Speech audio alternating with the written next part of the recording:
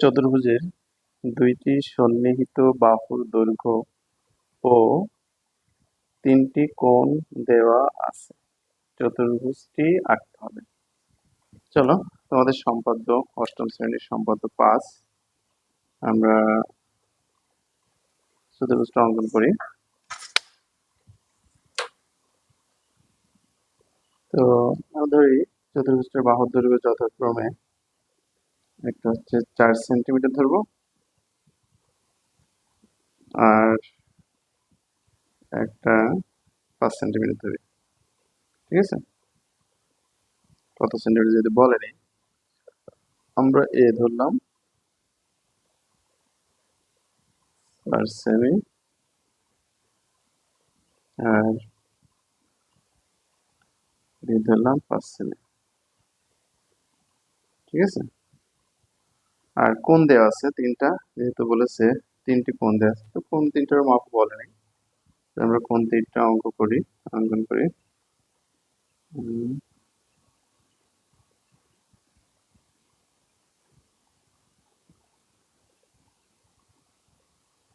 ঠিক আছে, কোণ তিনটা অঙ্কন করবো। আমরা কোণ তিনটা অঙ্কন করবো 80, 85 আর 110।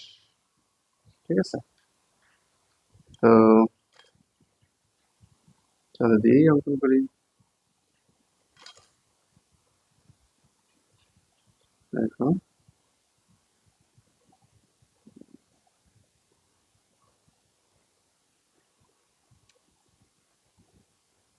করলে তোমরা 80, তাহলে এটা হচ্ছে 90, এটা হচ্ছে 80। আমরা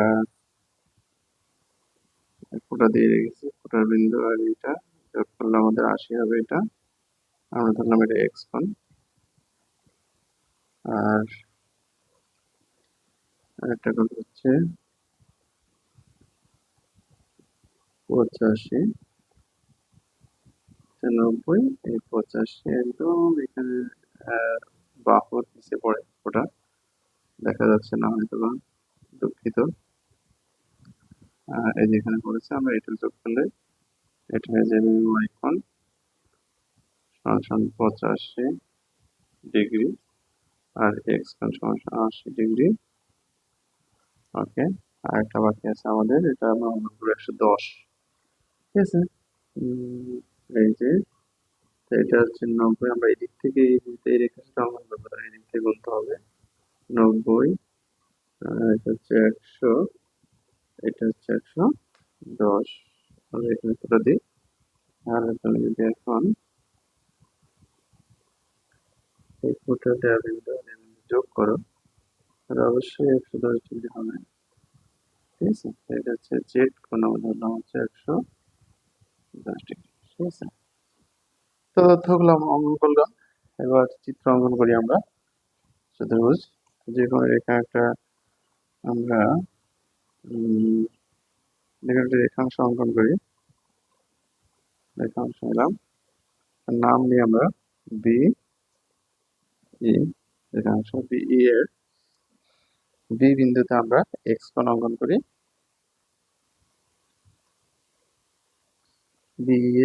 বি হতে এ এর সমান করে আমরা বিসি অংশ কাটি, এর সমান করে যে এ এর সমান করে আমরা বি সি অংশ কেটে নিই।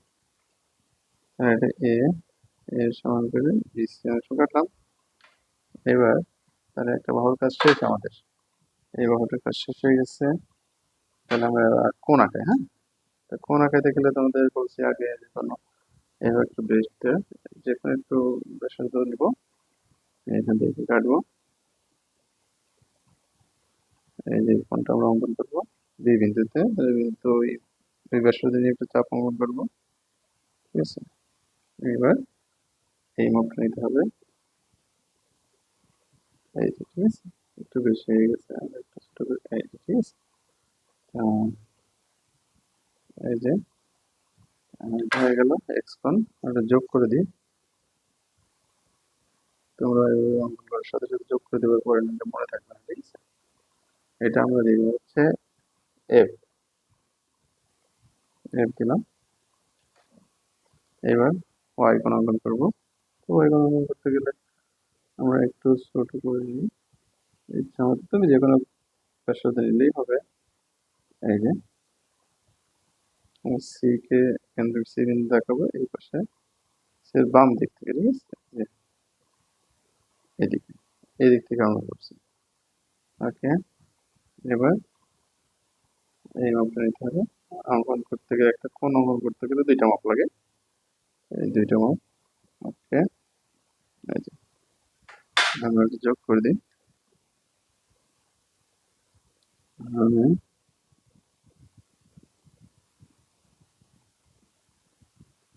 দেখুন কোণ বড় হওয়ার কারণে চিত্রটা মোটামুটি সুন্দর দেখা যাচ্ছে।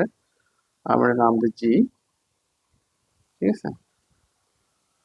এবার বাকি আমাদের বি বাহু আছে।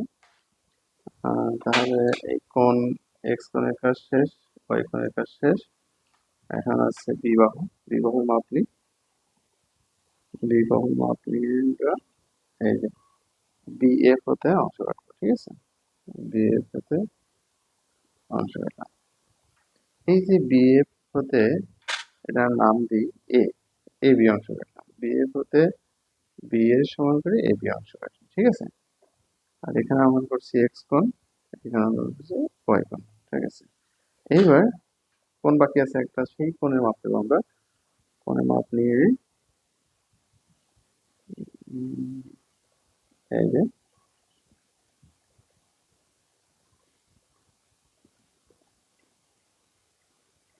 এই মাপ নিয়ে আমরা এই এ বিন্দুতে কোণ আঁকবো।